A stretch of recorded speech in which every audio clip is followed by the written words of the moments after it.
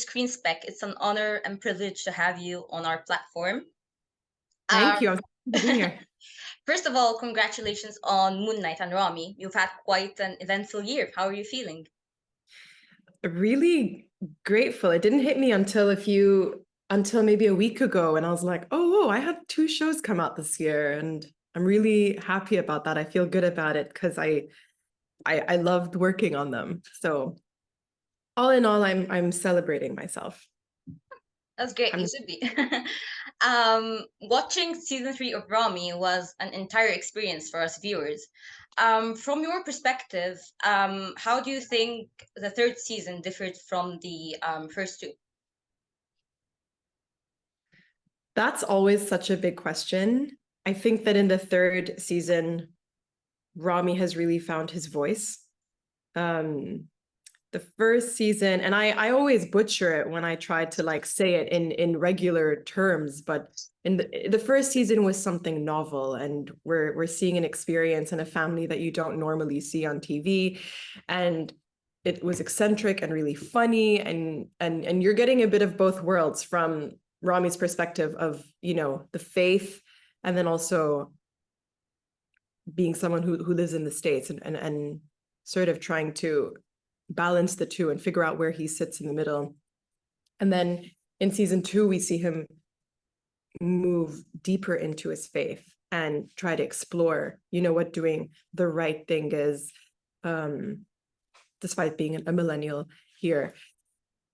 And naturally, there are the family dynamics as well, but I feel like you only kind of scrape or like, you know, touch the surface with them. You sort of see what's going on with them. And then in season 3, I feel like it really dives into everyone a bit deeper. It does have the element of the faith, but it also brings back a lot of the fun that season 1 I felt had.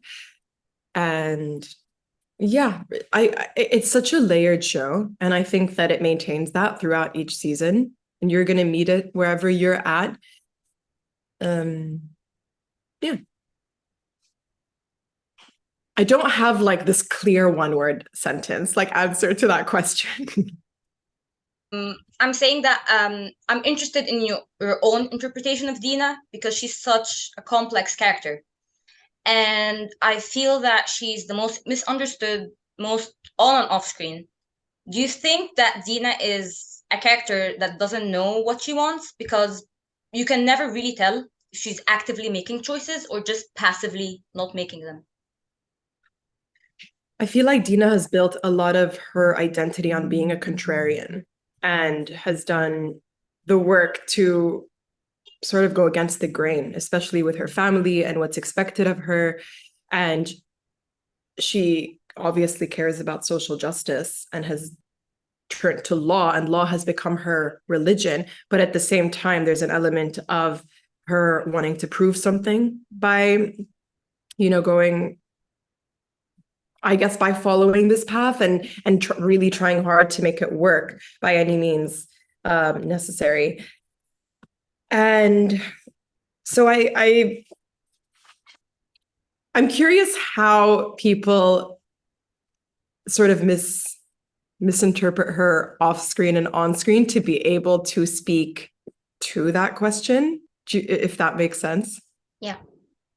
No, I mean, you let me know if you're like, oh, you know, some people say this, I mean, she's basically an Arab woman in in a capacity where people can judge her. So I feel like that's like, you know, her brother and her parents and, you know.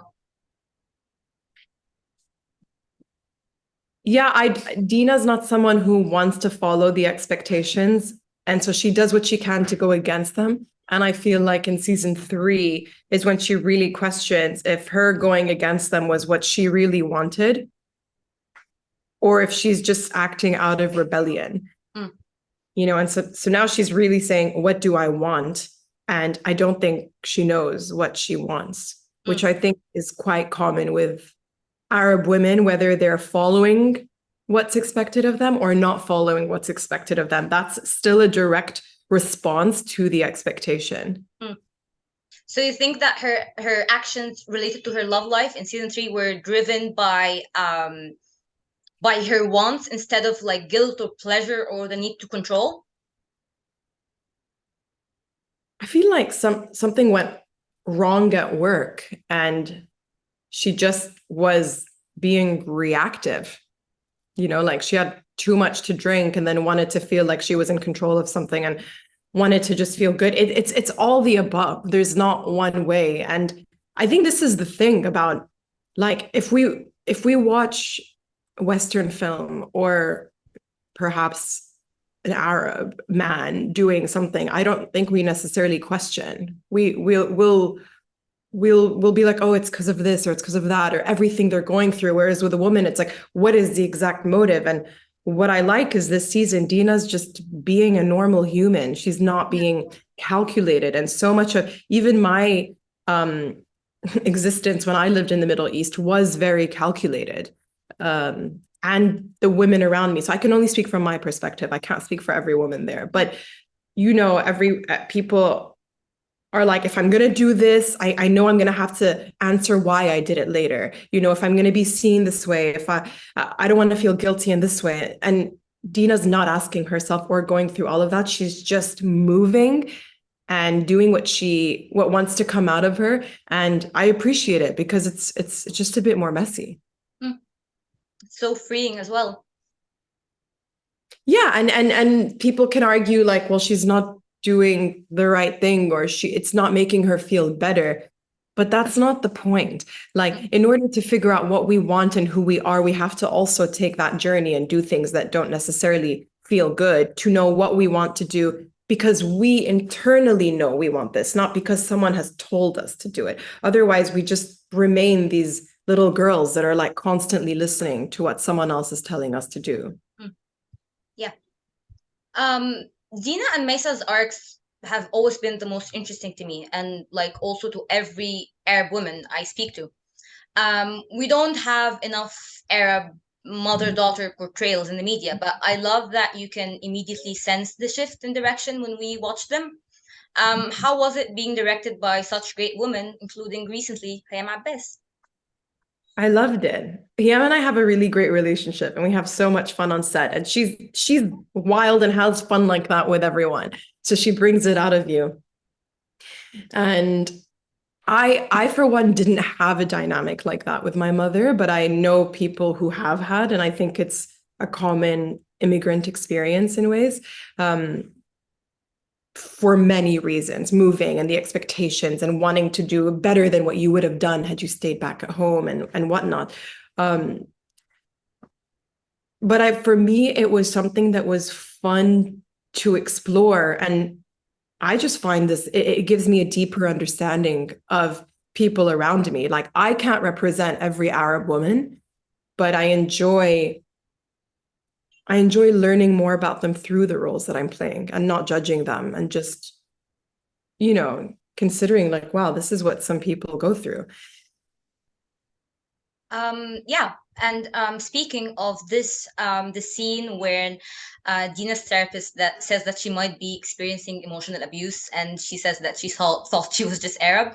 I love that scene. I think everyone loved that scene because once we decentered Western perception of us, we had more space to have conversations about how deep, familiar trauma, the cycle of abuse runs in our communities and like in situations where we have to be immigrants. I'm interested to hear about your thoughts on that.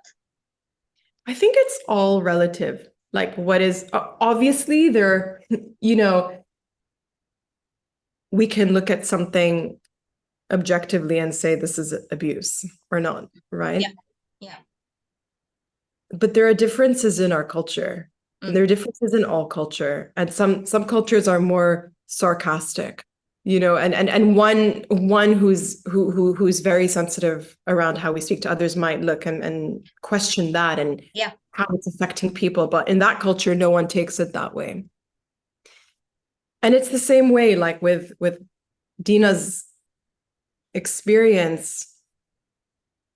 For her, if this is how most Arab people she's been around have acted, or like mothers have expected X, Y, and Z from their children, she's naturally not going to think it's abuse. Also, she understands her mom a bit differently. Like, she knows her mom and she knows her mother's intentions. So when you take something out in isolation, whether it's something that was said, yeah, it could look awful, but you have to have the whole context of the situation.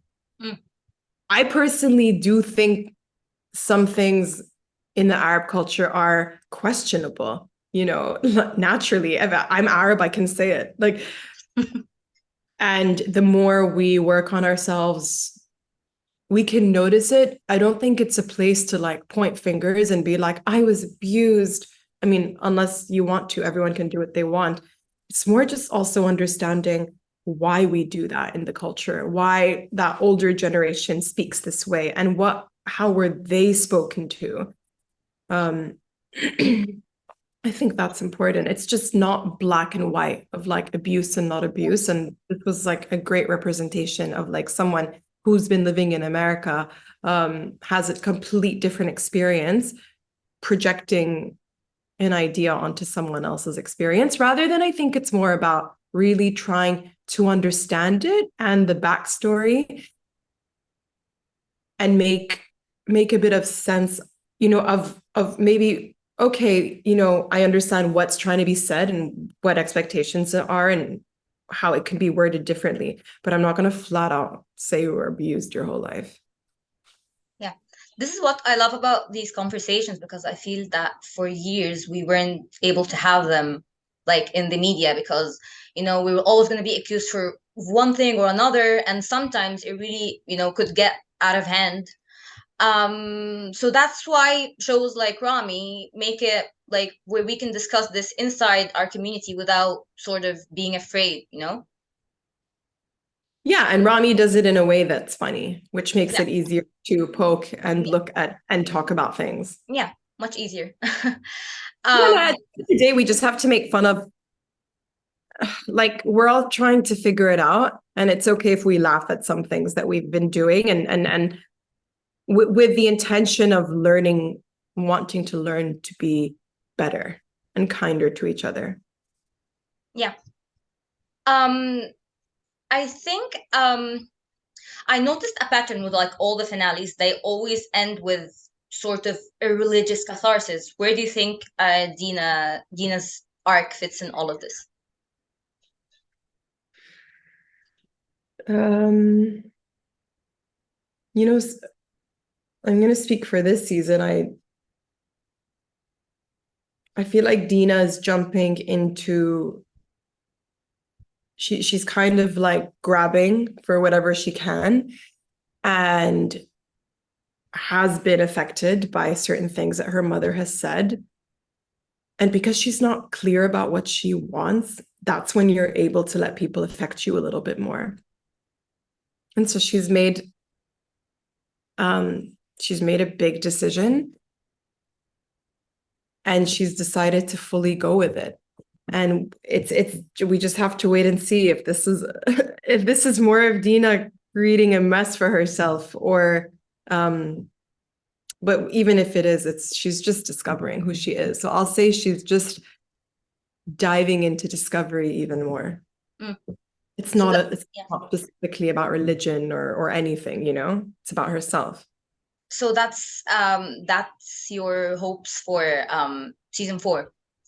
Or like in the future, you don't have I have zero expectations of how I want things to look. I just want Dina to have more of an idea of who she is and what choices she wants to make over them, and have them be her choices, not anyone else's.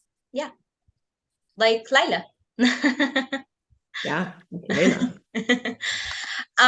Finally, we always love to end it on a light note with our lightning round. Since you grew up in different parts of the Middle East, what is your favorite era of Egyptian art? You know, whether it's music, film, TV. I want to say around the 1920s. Cabarets were, you know, in Aya, and yeah, that time for me was a really exciting period. I think women were starting to discover themselves and what they could offer. And there was, I want to say, more space for them to do that back then. Yeah. one of my favorite books ever is Midnight in Cairo, if you've heard of it. Yeah, I Yeah, have. it's so good. Great. Really fun, and it really everyone should read it. Yeah, I agree. Okay, so that's all we have for today. Thank you so much for speaking with us. And yeah.